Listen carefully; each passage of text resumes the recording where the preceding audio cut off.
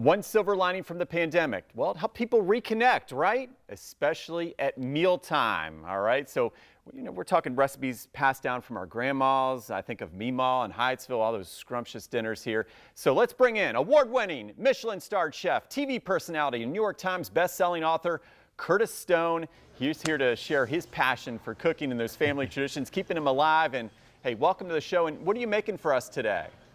Well, mate, I work with Bosch, and they recently did a survey that said 64% of people in America are still cooking recipes from their grandparents. And that talks my language because I name my restaurants after my grannies, and I think family recipes are so important. So I thought I'd share a couple of them with you. I'm going to make a strawberry and rhubarb jam. That's my first thing in cooking. Always use ingredients that are wonderful. And right now, strawberries and rhubarbs are at the peak of their season. So I make a jam by throwing the fruit in, and then you toss in your sugar. And you need quite a bit of sugar because it's a jam after all. And then, of course, the lemon has the pectin in it, and that's what thickens the jam up. So squeeze that lemon in. Now the important part with the jam is making sure that you get the simmer just right. It's why I use my Bosch induction cooktop, because you get that simmer absolutely perfect. And if you watch this, look at how I can control the temperature. I just put this one on. This one will turn into this one. But in about 2 seconds, and this is how precise you can be, it's going to start giving me that gentle little simmer, and you'll just see those bubbles. See how that's just slowly bubbling up? Yeah. Now if you want to turn it down, it's again one press of a button and you drop it down to be that precise temperature. So we let the jam do its thing, and come on over here and I'll make my scones. So I've made the dough right there, and then you just get yourself a little cutter and you just go ahead, and I'm going to cut half a dozen more of these out. Now a scone is very similar to a biscuit recipe. We use a little sugar, some flour, some cream, and some baking powder. There's only literally those few ingredients, and in this particular recipe I added some currants. That's how my granny Maud used to do it, so I'm being true to her.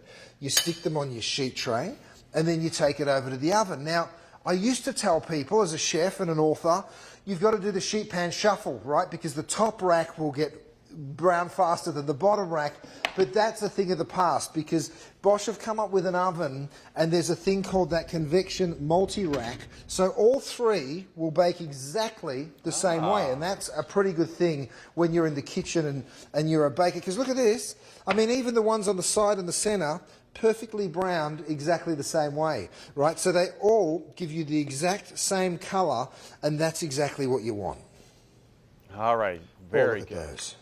I wish I was there with you. Hey, you named 2 restaurants after your grandma there, and we know that family is so important to cooking. Tell us more about the role that your family has played in that, and why is that so important?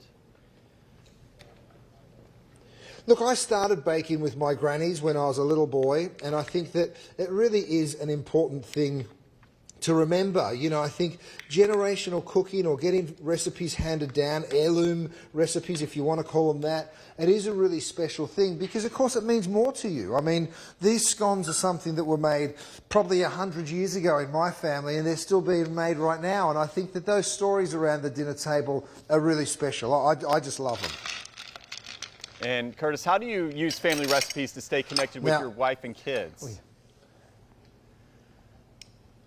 Okay, so I'm making a strawberry lemonade right now. I call it Lindsay's lemonade because it was one of her recipes that she used to make with her dad, and now we make it with our boys. They set up a lemonade stand around town once in a while, which is pretty cool. So I think, it's just those sort of beautiful stories that you get. They're so nice to sort of share with one another, and if you've got good ingredients and good equipment, then you can do it. You can repeat those recipes for generations and generations, and that's really cool.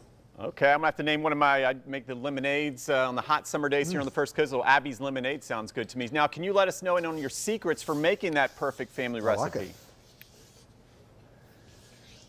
Right, so you make the lemonade, right? So it's a pretty standard recipe. But what we do is we slice the strawberries, lots of fresh ice, and that's where the Ice Master Pro, which is the Bosch refrigerator, then it has an incredible system in there. It can make up to 40 glasses of ice a day. You're probably not going to use that much, but it's nice to know you can if you want to.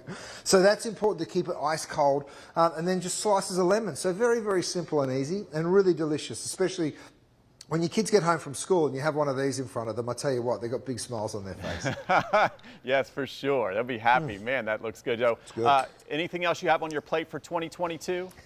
Mate, it's more about what don't I have on my plate for 2022. It's been a busy year already, and I just finished a show with Fox called Crime Scene Kitchen. I'm busy in my restaurants, of course, Maud and Gwen in Los Angeles. I've got another one in Dallas called Georgie. I'm actually traveling over there on Sunday to spend some time in Dallas with the team over there. So, yeah, lots going on.